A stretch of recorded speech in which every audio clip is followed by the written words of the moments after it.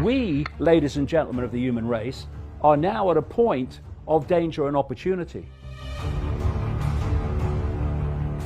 If people go on sitting on their arse and acquiescing, woof woof, yes sir. If people think it's bad now, whoa, what?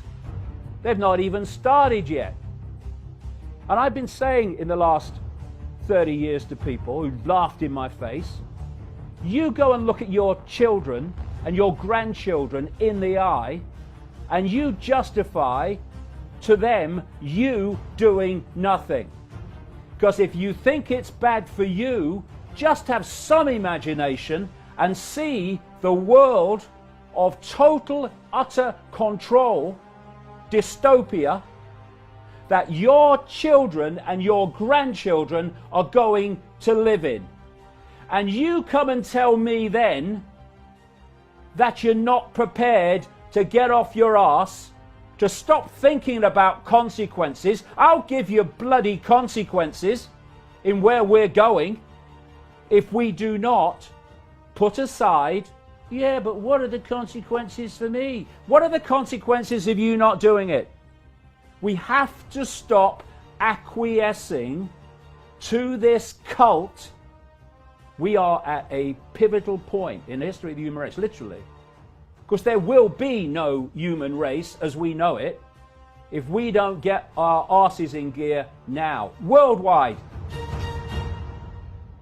We got into this frickin' mess through acquiescence to power. Most of that power, all of that power, is simply our perception that it has power. So if we got into this mess by acquiescing to the illusion of power, what's the frickin' answer? Ceasing to do so. And then we'll see where the real power is. And it's not with the few. There are a lot of people whose perceptions of the world will have changed in the last 3 weeks.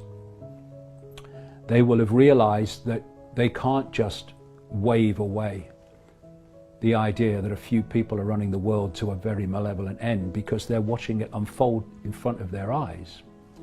And we will see in the weeks to come what impact that mass realization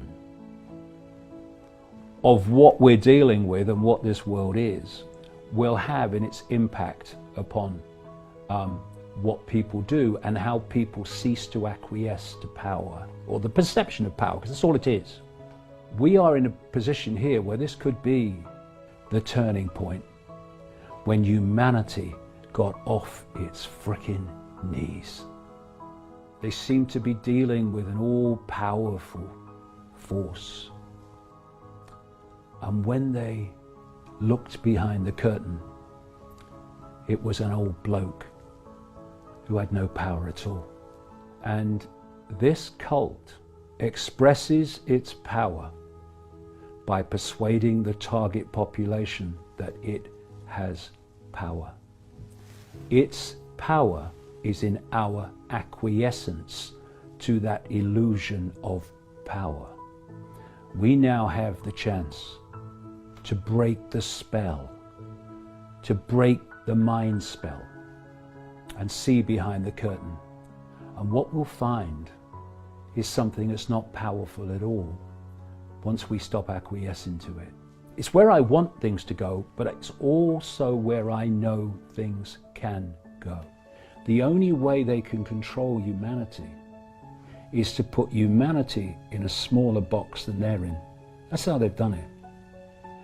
And when humanity steps out of the box and realizes its true identity, which is a state of infinite awareness, which these pillocks aren't, then they're in a box. We are expanded consciousness well beyond the box.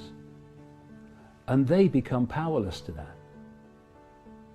They have to put us in a smaller box than they're in. That's what they've done. And they could not do it without it. Once we open our eyes, we open our minds, we open our hearts,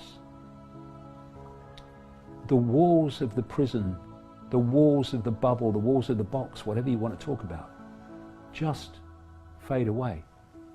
And we become the true power that we really are, all of us. And the way they have controlled us is by blocking out that expansion of true self and locked us away in a bubble. We self-identify with labels, we self-identify with our life stories and our race and our sexuality and all that stuff. They're just experiences. And they keep us in the bubble when we think that's the I. And that's, so we're in the bubble, they're in a slightly bigger bubble, and so they control. When we realize the true nature of what we are, which is consciousness, eternal, exploring forever consciousness, having a brief experience called human, and we tap into that infinite creativity, power, and open our hearts. And when you open your heart, it's not just to love, not I love you darling, saw you down the disco love. I mean real love in its infinite, unconditional sense. What you're doing is you're tapping in to a level of consciousness that does not have something which is the very foundation of human control. It does not have fear. So, I am a unique expression of all that is, has been, and ever can be. I will go on exploring forever, forever. This is just a brief experience. What is there to fear? Nothing. And when you lose fear, you do what you know to be right without asking the question, which is fear asking the question. This is what I know I need to do, but what are the consequences for me? It's asking about the consequences, which is fear asking the question, that leads to people not doing what they know to be right. Once you open that and you go beyond fear, then you don't ask about consequences. You just do what you know to be right. And you know something? This cult is terrified of that. It's terrified of fearless people because fear is its currency of control.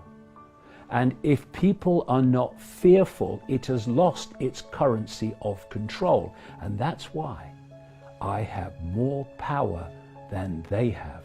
Because you know something? They are consumed by fear. And their biggest fear, because it's over then, is humanity awakening to what the frickin' hell is really going on and who is really in control.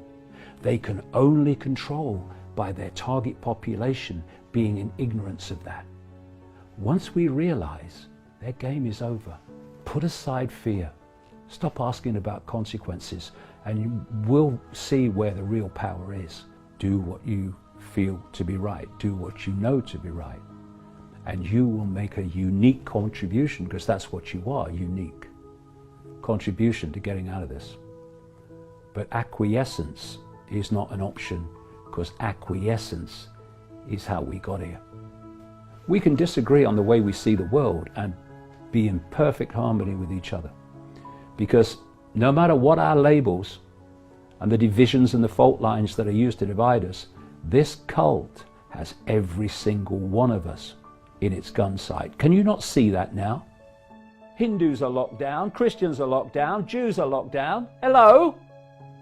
Let this be the time when we see the fallacy and the farce of allowing ourselves to be divided and ruled by our beliefs and our belief in I am right, and therefore no one else should be able to have a different opinion to me. Because that's how the cult works. Plays groups off against each other, sets them at war with each other, and if they just looked up, they'd realize that the same hands are holding all the strings while we fight down here. Let's come together, realize what's going on and where this is going, and cease to be divided and ruled.